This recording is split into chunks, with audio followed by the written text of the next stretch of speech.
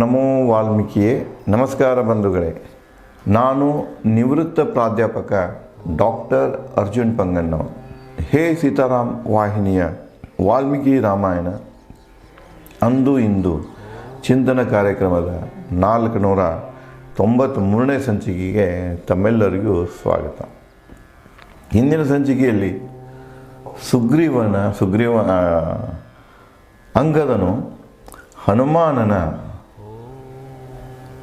ಸಲಹೆಗಳನ್ನು ಮಾತುಗಳನ್ನು ಕೇಳಿ ತನ್ನಲ್ಲಿರುವಂಥ ಕೆಲವು ಪ್ರಶ್ನೆಗಳನ್ನು, ಸುಗ್ರೀವನ ನೈತಿಕತೆಯನ್ನು, ಸುಗ್ರೀವನ ಸ್ವಭಾವವನ್ನು, ಸುಗ್ರೀವನ ದುಷ್ಕೃತ್ಯಗಳ ಕುರಿತು ಪ್ರಶ್ನೆಗಳನ್ನು ಅಂಗದ ಹನುಮಾನನಲ್ಲಿ ಇಡ್ತಾನೆ. ಮುಂದೆ ಇಂತಹ ಒಬ್ಬ ಅನೈತಿಕ ವ್ಯಕ್ತಿ ನಮ್ಮನ್ನೇನು ರಕ್ಷಣೆ ಮಾಡೋಕ್ಕೆ ಸಾಧ್ಯ ಇದ್ದೇನೆ, ಅದಕ್ಕೆ ನನಗೇನು ಅನಿಸ್ತಿದೆ, ಅಲ್ಲಿ ಬಂದು ಅವನ ಶಿಕ್ಷೆಗೆ ಗುರಿ ಆಗೋಕ್ಕಿಂತನೂ ಆಮರಣ ಉಪವಾಸದಿಂದ ನಾನು ಇಲ್ಲಿ ಸಾವು ಒಪ್ಪೋದು ನನಗೆ ಸರಿ ಅನ್ನಿಸ್ತಾ ಇದೆ ಅಂತ ಹೇಳಿ ಅಂಗದ ಹನುಮಾನನಿಗೆ ಹೇಳ್ತಾನೆ. ಹೀಗೆ ನಡೆಯುತ್ತಾ ಅಂಗದ ಹುಲ್ಲಿನ ಹಾಸಿಗೆಯ ಮೇಲೆ ಮಲಗಿದ ಆಮರಣ ಉಪವಾಸಕ್ಕಾಗಿ. ಇಷ್ಟು ಹನುಮಾನ ಹೇಳಿದವನ ಹುಲ್ಲಿನ ಹಾಸಿಗೆ ಮಾಡ್ಕೋತಾನೆ. ಅದರ ಮ್ಯಾಗ ಆಮರಣ ಉಪವಾಸವನ್ನು ಶುರು ಮಾಡ್ತಾನೆ. ನೆಲದ ಮೇಲಿದ್ದ ಅಂಗದನ ಸ್ಥಿತಿ ಕಂಡು ವಾನರರು ಕಣ್ಣೀರು ಸುರಿಸುತ್ತಾ ಸಾಂತ್ವನ ಹೇಳುತ್ತಾ ಆಮರಣ ಉಪವಾಸಕ್ಕೆ ಅವರು ಕುಳಿತು. ಅವೇನು ಆಮರಣ ಉಪವಾಸಕ್ಕೆ ಕುಳಿತಾದ ಹುಡುಗನ ಸ್ಥಿತಿ ನೋಡಿಕೊಂಡು ಅವರು ಕಣ್ಣೀರು ಬರ್ತದೆ, ಅಳ್ತಾರೆ. ಅವರು ಕೂಡ ಇಲ್ಲ, ಇವನ ಜೊತೆಗೆ ನಾವು ಕೂಡ ಆಮರಣ ಉಪವಾಸ ಮಾಡೋಣ ಅಂತೇಳಿ ಅವರೂ ಆಮರಣ ಉಪವಾಸಕ್ಕೆ ಕೂತ್ಬಿಡ್ತಾರೆ. ಮಹಾಸಾಗರದ ದಕ್ಷಿಣದತ್ತ ಮುಖ ಮಾಡಿ ಕುಳಿತರು. ಮುಂದೆ ಸಾಗರ ಇತ್ತು, ಆ ಕಡೆ ಮುಖ ಮಾಡ್ಕೊಂಡು ಕುಳಿತುಬಿಟ್ರು. ವಾನರರು ಚರ್ಚಿಸುತ್ತಿದ್ದರು ಸುದ್ದಿಗಳನ್ನು. ಮತ್ತು ಸಹಜ ನೋಡಿದ್ದೆ, ಎಲ್ಲರೂ ಕೂತು ಹೇಳಿದಾಗ ಸುಮ್ಮನೆ ಕೂಡುವುದಿಲ್ಲ, ಒಬ್ರಿಗೊಬ್ರು ಏನೇನೋ ವಿಷಯಗಳನ್ನು ಚರ್ಚೆ ಮಾಡ್ತಿರ್ತಾರೆ.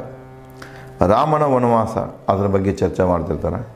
ದಶರಥನ ಮರಣದ ಬಗ್ಗೆಯೂ ಚರ್ಚೆ ಮಾಡ್ತಿರ್ತಾರೆ. ರಾಮನಿಂದ ಸೀತಾಹರಣದ ಈ ಒಂದು ಪ್ರಸಂಗದ ಬಗ್ಗೆಯೂ ಚರ್ಚೆ ಮಾಡ್ತಿರ್ತಾರೆ. ಜಟಾಯು ಮರಣ ಪ್ರಸಂಗಗಳನ್ನು ಚರ್ಚೆ ಮಾಡ್ತಿರ್ತಾರೆ. ದೈತ ಮೋಡದಂತೆ ಕಂಡಿತು ವಾನರರ ದಂಡು ಪರ್ವತದಡಿ ಆಮರಣ ಉಪವಾಸ ನಿರುತ್ತೆ. ಆ ಪರ್ವತದ ಕೆಳಗಡೆಗೆ ವಾನರರ ಉಪವಾಸ ಕೂತಿರ್ತಾರಲ್ಲ, ಅದು ಹೆಂಗೆ ಕಾಣಿಸ್ತಿತ್ತಪ್ಪ ಅಂದ್ರೆ ಒಂದು ದೈತ ಮೋಡಗತೆ ಕಾಣಿಸ್ತಿತ್ತು, ಮಳೆ ಮೋಡಗತೆ ಕಾಣಿಸ್ತಿತ್ತು. ಆತ್ಮ ಹತ್ಯಾರ್ಥ ಉಪವಾಸಕ್ಕೆ ಕುಳಿತ ವಾನರ ಸ್ಥಳಕ್ಕೆ ಹಾರಿ ಬಂತು ಗರುಡರ ಜಟಾಯುವ ಹಿರಿಯನ್ನ ಸಂಪತಿ. ಇಲ್ಲೇ ಇವರು ಹಿಂಗೆ ಕೂತಿರ್ತಾರೆ. ಅದೇ ವೇಳೆದಾಗ ಒಂದು ಗರುಡರ ಪಕ್ಷಿ ಬರ್ತದೆ ದೊಡ್ಡ, ಅದು ಯಾವ್ದು ಹೆಸರು ಏನಂದ್ರೆ ಸಂಪತಿ. ಅದು ಸಂಪತಿ ಯಾರಪ್ಪ ಅಂದರೆ ಜಟಾಯುವಿನ ಹಿರಿಯನ್ನ, ಜಟಾಯುನ ಸಂಪತಿ. ಅದೇ ವೇಳೆದಾಗ ಅವನಿಗೆ ಹಸುವಾಗಿರ್ತದೆ. ಈ ವಾನರ ದಂಡ ನೋಡ್ಕೊಂಡು ಹಸು ಹಿಂಗಿಸ್ಕೊಳ್ಳೋ ಸಲುವಾಗಿ ಅವನು ಬಂದು ಕೂಡ್ತಾನೆ, ಹೊಂಚಾಕಿ ಇವನು ತಿನ್ಬೇಕಂಥೇಳಿ. ಸಂಪತಿ ವಿಂಧ್ಯ ಮಹಾಪರ್ವತ ಗವಿಯಿಂದ ಹೊರಬಂದ ಬಲಶಾಲಿ ಮಹಾವೇಗಿ ಸಂಪತಿ ಹಿಗ್ಗಿತು ಮನದಿ ವಾನರ ಕಂಡು. ವಿಂಧ್ಯ ಮಹಾಪರ್ವತದಿಂದ ಇವನು ಈ ಕಡೆ ಹಾರಿ ಬಂದಿರ್ತದೆ. ಯಾವುದೋ ಸಂಪತಿ ಗರುಡ ಬಂದ ಏನು ಮಾಡ್ತಾನೆ, ಇವ್ರು ನೋಡ್ತಾನೆ. ದೊಡ್ಡ ಸೈನ್ಯ ಇರ್ತೈತಿ, ಹಸುವಾಗೈತಿ, ಮತ್ತು ಇನ್ನು ಭಾಳ ಚಲೋ ನನಗಾಗೇನ ದೇವ್ರು ಇದನ್ನ ಆಹಾರ ಕಳಿಸಿ ಕಟ್ಟಾನ ಇವ್ರನ್ನೆಲ್ಲ ಅಂತ ನೋಡ್ತಾನೆ. ನುಡಿಯಿತು ಸಂಪತಿ, ತನ್ನಷ್ಟಕ್ಕೆ ತಾನು ನುಡಿತದೆ. ಏನಂತಂದ್ರೆ, ಒಳ್ಳೆಯದಕ್ಕೋ ಇಲ್ಲವ ಕೆಟ್ಟದಕ್ಕೋ ದೈವ ಬೆನ್ನಟ್ಟುವುದು. ಮತ್ತು ಇಲ್ಲಿಗೆ ವಾಲ್ಮೀಕಿಯವರದು ದೈವದಾಟ. ದೈವ ಬೆನ್ನು ಹತ್ತದ, ನಮ್ಮ ಒಳ್ಳೆಯದಕ್ಕಾಗಿ ಬೆನ್ನು ಹತ್ತದನು ಕೆಟ್ಟಕ್ಕಾಗಿ ಬೆನ್ನು ಹತ್ತದನು ಹೇಳಕ್ಕೆ ಬರೋದಿಲ್ಲ. ಇಷ್ಟೊಂದು ಆಹಾರ ಕಾದಿದೆ ನನಗೆ, ಈ ಆಹಾರ ಇದೆಯಲ್ಲ ಇದು ನನ್ನ ಸುಖಕ್ಕಾಗಿಯೋ ಏನು ಅಥವಾ ನನ್ನ ದುಃಖಕ್ಕಾಗಿಯೋ, ಒಟ್ಟು ಆಹಾರ ಐತೆ. ಇದು ನನ್ನ ಒಳ್ಳೆಯದಕ್ಕಾಗಿ ಬಂದಿದ್ದ ಆಹಾರ ಏನು ಕೆಟ್ಟದಕ್ಕಾಗಿ ಬಂದಿದ್ದು ಹೇಳಕ್ಕೆ ದೈವದಾಗ ಏನೈತೆ ಹೇಳಕ್ಕೆ ಬರೋದಿಲ್ಲ. ಆದರೆ ಆಹಾರ ಮಾತ್ರ ಅಗದಿ ನನಗಾಗಿ ಕಾದಿದೆ. ಕೊಲ್ಲುತ್ತ ಒಂದೊಂದು ದಿನ ಬಲಿಗಳನ್ನು ತಿನ್ನುವೆ ಹರುಷದಿ ಬಲಿಗಳನ್ನು. ಒಂದೊಂದು ದಿವಸ ಒಂದೊಂದನ್ನು ಕೊಂದ ಆರಾಮಾಗಿ ದಿವಸವನ್ನು ಕೊಂದು ತಿನ್ಕೊಂತ ಸುಖವಾಗಿರ್ತೇನೆ ಅಂತ ಹೇಳಿ ತನ್ನಷ್ಟಕ್ಕೆ ತಾನ ಸಂಪತಿ ಅಂದರೆ ಗರುಡ ಅಂದ್ಕೊಳ್ತಾನೆ. ಕೇಳಿ ಪಕ್ಷಿಯ ನುಡಿ ಅಂಗದ ಎಚ್ಚೆತ್ತುಕೊಂಡ ಹನುಮನಿಗೆ ನುಡಿದ. ಇವನಿಗೆ ಕಿವಿ ಬಿತ್ತದ, ಮನಸ್ಸಿನಾಗ ಅದಂತ ಅನ್ಕೊಳ್ತಿತ್ತಲ್ಲ, ಅವನ ಲಕ್ಷ ಆ ಕಡೆ ಬಿತ್ತು, ಇದು ಬಂದು ಹೊಂಚು ಹಾಕೊಂಡು ಕೂತದಂದವನ ಅಂಗದ ಎಚ್ಚೆತ್ತುಕೊಂಡು ಹನುಮಾನನಿಗೆ ಹೇಳ್ತಾನೆ, ನೋಡು ವಾನರರಿಗೆ ಯಮನಾಗಿ ಬಂದಿದೆ ಆ ಪಕ್ಷಿ. ಹನುಮ ನೋಡಲ್ಲಿ ಬೆಟ್ಟದ ಮೇಲೆ ಕೂತಿದೆ, ಅದು ಯಾಕೆ ಬಂದಿದೆಯಪ್ಪ ಅಂದ್ರೆ ನಮ್ಮ ತಿನ್ನಕ್ಕೆ ಬಂದಿದೆ, ನಮ್ಮ ಯಮಾಗಿ ಬಂದಿದೆ, ಅದು ನಮ್ಮ ಸಾವಾಗಿ ಬಂದಿದೆ, ನಮ್ಮ ಕಾಲಾಗಿ ಬಂದಿದೆ, ನೋಡಲ್ಲಿ ಅಂತ ತೋರಿಸ್ತಾನೆ. ದುರ್ದೈವ ನಮ್ಮನ್ನು ಬೇಟೆಯಾಡಲು ಬೆನ್ನಟ್ಟಿದೆ. ನಮ್ಮ ದುರ್ದೈವ ಅದು ನಮ್ಮನ್ನು ಬೇಟೆ ಮಾಡಿ ತಿನ್ನಿಸಲಾಗಿ ನಮ್ಮನ್ನು ಬೆನ್ನಟ್ಟಿದೆ. ಸಾಧ್ಯವಾಗೋದು ನಮಗೆ ಸುಗ್ರೀವ ರಾಮನ ಕಾರ್ಯ. ಇನ್ನು ಅದ ಬಂತಪ್ಪ ಅಂದರೆ ಇನ್ನು ನಮ್ಮ ಮುಂದಿನ ಕಾರ್ಯ ನಡೆಯೋದಿಲ್ಲ, ಅದರ ಒಂದೊಂದಾಗಿ ನಮ್ಮನ್ನು ತಿಂದು ಬಿಡ್ತದೆ. ಇನ್ನು ಸುಗ್ರೀವನ ಕೆಲಸನೂ ಆಗೋಲ್ಲ, ರಾಮನ ಕೆಲಸನೂ ಆಗೋದಿಲ್ಲ ಅಂತ ಅಂಗದ ಹನುಮಾನನಿಗೆ ಹೇಳ್ತಾನೆ. ವೈದೇಹಿ ಕಾಪಾಡಲು ಜಟಾಯುವಿನ ಹೋರಾಟ ನಮ್ಮೆಲ್ಲರಿಗೂ ಗೊತ್ತು. ಜಟಾಯು ರಾಮನ ಕೃಪೆ ಗಳಿಸಿತು. ನಮಗೆ ಗೊತ್ತಿದೆ, ಸೀತೆನ ರಾವಣ ಅಪಹರಿಸಿಕೊಂಡು ಹೋಗೋ ಕಾಲಕ್ಕೆ, ರಾವಣನ ತಡೆಯುವ ಕಾಲಕ್ಕೆ, ರಾವಣ ಸೀತೆಯನ್ನು ಅಪಹರಿಸಿಕೊಂಡು ಹೋಗೋ ಕಾಲಕ್ಕೆ ರಾವಣನನ್ನು ತಡೆಯಲು ಜಟಾಯು ಯುದ್ಧ ಮಾಡಿ ತನ್ನ ಪ್ರಾಣವನ್ನು ತ್ಯಾಗ ಮಾಡಿತು. ಅದು ರಾಮನಿಗೆ ಗೊತ್ತಿದೆ, ಅದರಿಂದಾಗಿ ಅದು ರಾಮನ ಕರುಣೆಯನ್ನು ಗಳಿಸಿದೆ. ಜಟಾಯುವಿನಂತೆ ನಾವು ಸಾಹಸದಿ ವೈದೇಹಿಯನ್ನು ಹುಡುಕಿದೆವು, ನಮ್ಮ ಪ್ರಾಣ ಪಣಕ್ಕಿಟ್ಟು ಸೀತೆ ಸಿಗಲಿಲ್ಲ. ಯಾವ ರೀತಿ ಜಟಾಯು ಸೀತೆಯನ್ನು ರಾವಣನಿಂದ ರಕ್ಷಿಸಿಕೊಳ್ಳಲಿಕ್ಕೆ ಪ್ರಾಮಾಣಿಕ ಪ್ರಯತ್ನ ಮಾಡಿ ತನ್ನ ಪ್ರಾಣವನ್ನು ತ್ಯಾಗ ಮಾಡಿತು, ಅದೇ ರೀತಿಯಾಗಿ ನಾವು ಕೂಡ ಸೀತೆಯನ್ನು ಹುಡುಕಲಿಕ್ಕೆ ಪ್ರಾಮಾಣಿಕ ಪ್ರಯತ್ನ ಮಾಡೇವೆ ನಾವು. ಆದರೂ ಕೂಡ ನಮಗೆ ಸೀತೆ ಸಿಗಲಿಲ್ಲ. ಶ್ರೇಷ್ಠನಾದ ಜಟಾಯು ರಾವಣನಿಂದ ರಣದಲ್ಲಿ ಹತನಾಗಿ ಸೀತೆ ಕಾಣದೆ ನಾವು ಭಯಭೀತರಾದೆವು ಸುಗ್ರೀವನ ಕೋಪಕ್ಕೆ. ಶ್ರೇಷ್ಠನಾದ ಜಟಾಯು, ಮಹಾಪರಾಕ್ರಮಿ ಜಟಾಯು ರಾವಣ ಜೊತೆಗೆ ಯುದ್ಧ ಮಾಡಿ ಸತ್ತವನು. ಆದರೆ ನಮಗೆ ಸೀತೆ ಸಿಗಲಿಲ್ಲ, ಹುಡುಕಾಡಿದ ನಾವು.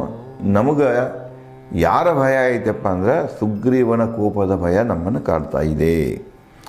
ಜಟಾಯು ಮತ್ತು ದಶರಥರ ಸಾವಿನಿಂದಾಗಿ ಈ ವಿಪತ್ತು ವಾನರರಿಗೆ. ಇದಕ್ಕೆಲ್ಲ ಕಾರಣ ಏನಪ್ಪ ಅಂದರೆ ಒಂದು ದಶರಥ, ಯಾಕಂದ್ರೆ ದಶರಥ ವಚನ ತಗೋತಿದ್ದಿಲ್ಲ ಅಂದರೆ ರಾಮ ವನವಾಸಕ್ಕೆ ಬರ್ತಿದ್ದಿಲ್ಲ.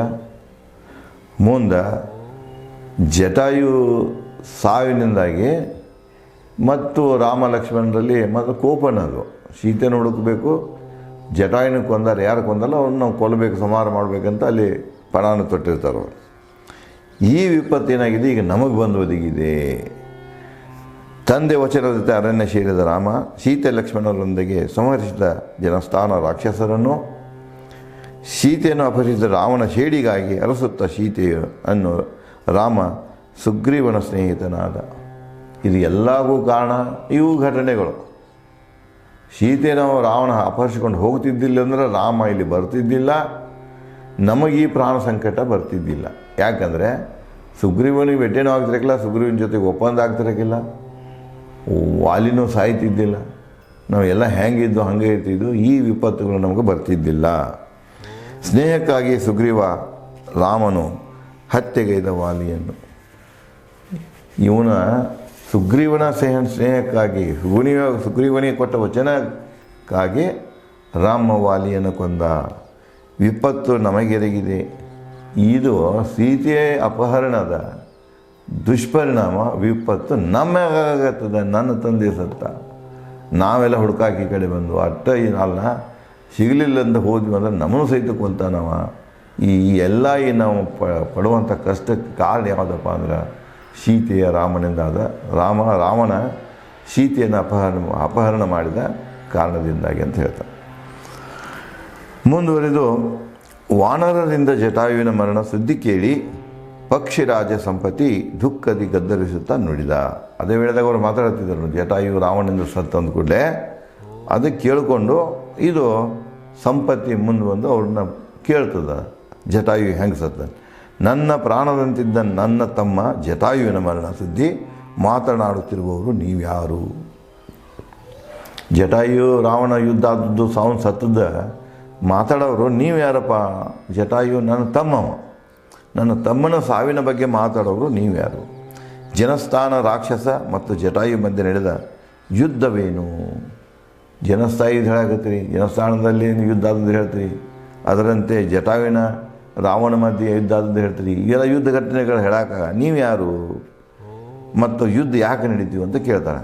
ಕೇಳುತ್ತೀಯನ್ನು ದೀರ್ಘಕಾಲದ ನಂತರ ಜಟಾಯು ನಾಮ, ಭಾಳ ದಿವಸ ಆಯ್ತು ಜಟಾಯು ನಾಮ ಕೇಳಿದ್ದಿಲ್ಲ, ನಮ್ಮ ತಮ್ಮನ ಹೆಸರು ಕೇಳಿದ್ದಿಲ್ಲ, ಇವತ್ತು ನಿಮ್ಮ ಬಾಯಿಂದ ಕೇಳ್ತಾ ಇದ್ದೇನೆ. ಅದಕ್ಕೆ ನೀವು ಯಾರು, ಯಾವ ಯುದ್ಧ, ಏನು, ನನಗೆಲ್ಲ ವಿಷಯವನ್ನು ಸವಿಸ್ತಾರವಾಗಿ ಹೇಳಿದಂತ ಕೇಳ್ತಾನೆ. ಜಟಾಯುವಿನ ಗುಣಗಾನ ಕೇಳಿ ಸಂತೋಷಪಟ್ಟೆ, ಬೆಟ್ಟಗವಿಯಿಂದ ಕೆಳಗಿರಿಸಿಯನ್ನ, ಓ ವಾನರರೇ, ಕೇಳಬೇಕಾಗಿದೆ. ನನಗೇನಾಯ್ತು ಸಂತೋಷ ಆಯ್ತು ನಿಮ್ಮನ್ನು, ನಮ್ಮ ಅಣ್ಣನ ಮಾತು ಕೇಳಿಕೊಂಡು. ನಾನು ಬೆಟ್ಟದ ಮೇಲೆ ಕೂತು ಆದರೂ ಕೂಡ ನಾನು ಪಂಕಗಳೇನದಾವಲ್ಲ, ಪಕ್ಕಗಳು ಅಷ್ಟೊಂದು ಇದಿಲ್ಲ, ಸಬಲಿಲ್ಲ, ದುರ್ಬಲದ ನಾನು. ನೀವು ಮ್ಯಾಗ ಬರ್ರಿ, ನಾನು ಎತ್ಕೊಂಡು ನೀವು ಇದ್ದಲ್ಲಿಗೆ ತೊಗೊಂಡು ಹೋಗ್ರಿ ಅಂಥೇಳಿ ಸಂಪತಿ ವಾನರರಲ್ಲಿ ಕೇಳ್ತಾನೆ. ಮುಂದೆ ಹೇಳ್ತಾನೆ, ಯಾವಾಗಾಯಿತು ಜನಸ್ಥಾನದಲ್ಲಿ ಜಟಾಯುವಿನ ಹತ್ಯೆ?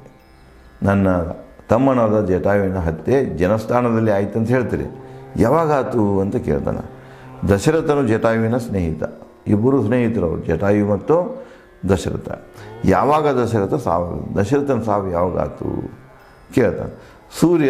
ಸೂರ್ಯ ಬಿಸಿಲಿಗೆ ಕಮರಿವೆನ್ನ ಪಕ್ಕಗಳು, ನನ್ನೂ 2 ಪಕ್ಕ ಏನಾಗ್ಯಾವ, ಸೂರ್ಯನ ಬಿಸಿಲಿಗೆ ಕಮರ್ಯಾವ, ದುರ್ಬಲಗೊಂಡವ. ಬಿಚ್ಚಲಾದೆ, ನನಗೆ ಬೀಚ್ ಹಾರಕ್ಕೆ ಬರುವುದಿಲ್ಲ, ನೀವೇನು ಮಾಡಿರಿ, ನನ್ನನ್ನು ಕೆಳಗಿಳಿಸಿಕೊಂಡು ನಡೆಯಿರಿ ಅಂತ ಅದು ಸಂಪತ್ತಿ ವಾನರರಲ್ಲಿ ಪ್ರಾರ್ಥನೆ ಮಾಡ್ತದೆ. ವಾನರನ್ನು ತಿನ್ನಲು ಬಂದ ಸಂಪತ್ತಿ ತಿಳಿದು ಜಟಾಯು ಸುದ್ದಿ ದುಃಖ ಧ್ವನಿಯಲ್ಲಿ ಮಾತನಾಡಿತು. ಮತ್ತು ಮುಂದುವರೆದ ದುಃಖದಾಗ ಸಂಪತ್ತಿ ಹೇಳ್ತಿದೆ, ತಮ್ಮನನ್ನು ತಿನ್ನಲು ಬಂದ ಗರುಡನ ನೋಡಿ ಕುಪಿತ ವಾನರರು, ತಮ್ಮನ್ನು ತಿನ್ನಲು ಬಂದ ಗರುಡನ ನೋಡಿ ಕುಪಿತ ವಾನರರು ನುಡಿದರು. ಅದರ ಮಾತುಗಳನ್ನು ಕೇಳಿದ್ರು. ನಮ್ಮನ್ನು ತಿನ್ನಕ್ಕೆ ಬಂದಂಥ ಈ ಒಂದು ಗರುಡ ಏನಿದೆ, ಸಂಪತ್ತಿ ಏನಿದೆ, ಇವನು ಹೀಗೆಲ್ಲ ಮಾತಾಡ್ತಾ ಇದ್ದಾನಲ್ಲ ಅಂದ್ಕೊಂಡು ಇವರು ಹೇಳ್ತಾರೆ, ಆ ಗರುಡ ತಿನ್ನಲು ಬಂದಿದೆ ನಮ್ಮನ್ನು, ಕುಳಿತಿಹೇವು ನಾವು ಅಮರಣ ಉಪವಾಸ. ಅದೇನು ಪಕ್ಷಿದೆಲ್ಲ ನಮ್ಮನ್ನು ಸಹಾಯ ಕೇಳಾಗ್ತಾ ಇದ್ದಲ್ಲ, ಬಂದಿದ್ದೆಲ್ಲ, ಅದು ನಮ್ಮನ್ನು ತಿನ್ನಕ್ಕೆ ಬಂದಿದೆ, ನಾವಿಲ್ಲಿ ಉಪವಾಸ ಕೂತೇವೆ, ಬಂದು ಬೇಗ ಗರುಡ ತಿಂದು ಹೋಗಲಿ. ತಿನ್ನಕ್ಕೆ ಬಂದಿದೆ, ನಮ್ಮ ತಿಂದು ಬಿಡಪ್ಪ ಬೇಗ ಅಂತ ಇವರನ್ನ ಹಿಡಿತಾರೆ. ಅದಕ್ಕೆ ತಿಂದು ಹೋಗಲಿ, ನಮ್ಮನ್ನು ನಮಗೆ ಮುಕ್ತಿ ಸಿಗುವುದು, ನೀವು ತಿಂದು ಹೋಗಪ್ಪ, ನಮಗೆ ಇವೆಲ್ಲ ಜಂಜಾಟದಿಂದ ನಮಗೆ ಮುಕ್ತಿ ಸಿಗ್ತಿದೆ ಅಂತ ವಾನರರು ಆ ಸಂಪತ್ತಿಗೆ ಹೇಳ್ತಾರೆ. ಇನ್ನು ವಾನರರ ಈ ಮಾತುಗಳನ್ನು ಕೇಳಿ ಸಂಪತ್ತಿ ಯಾವ ರೀತಿಯಾಗಿ ಉತ್ತರಿಸ್ತಾನೆ, ಮುಂದೇನು ಬೆಳವಣಿಗೆ ಆಗ್ತಿದೆ ಅನ್ನೋದನ್ನು ನಾನು ತಮಗೆ ಮುಂದಿನ ಸಂಚಿಕೆಯಲ್ಲಿ ಹಂಚಿಕೊಡುತ್ತೇನೆ. ಧನ್ಯವಾದಗಳು.